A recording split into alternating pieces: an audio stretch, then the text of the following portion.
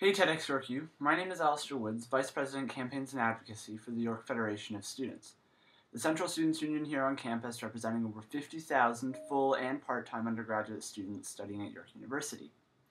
And this is my application to hopefully speak at the TEDx YorkU this March.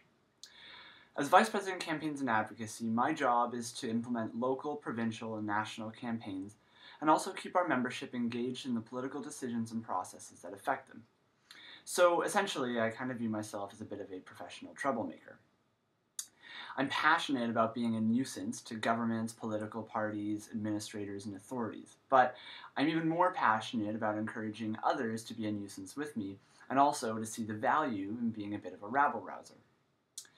Whether it's jamming a minister's fax machine with thousands of fake invoices, organizing a mass tweet-in to a politician's Twitter account, or bringing out thousands of students to make some noise at Queen's Park, in my years in political activism, I've learned that there is nothing more crucial and important in shaping public policy than being a shameless, relentless, uncompromising thorn in someone's side. My whole sort of excitement and interest about being a nuisance and being a bit of a muckraker came when I lived in Paraguay in 2006.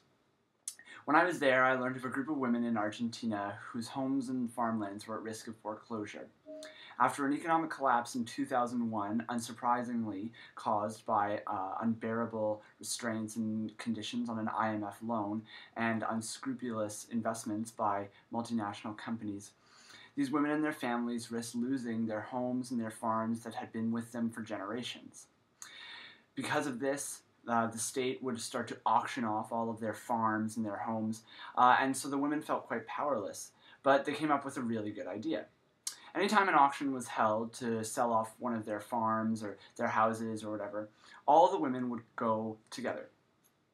As the auctioneer started the proceedings of the auction, the women would just stand up and sing. And sometimes they would bang pots, sometimes they would just yell, other times they would just be generally obnoxious.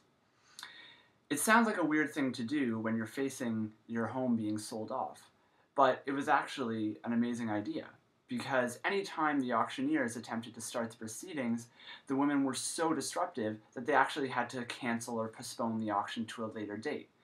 If it was postponed, the ladies would show up and do it again and again and again. And in a lot of instances, the auctioneers actually just gave up because they felt like they'd never be able to sell it because they would never be able to actually hold an auction without these ladies disrupting it. So some would call that obnoxious, but I call that incredibly courageous. That's the kind of impact that matters to me. The ability to shape public policy, to frame a debate, and to hold our so-called leaders accountable through persistent annoyance, disruption, and obstruction is a trait that I find extremely honorable.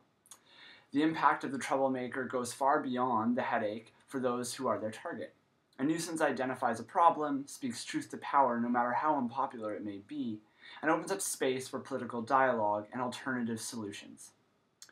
I grew up in Northern Ireland, where a very strict school system burned into my head a fear and respect for those in authority.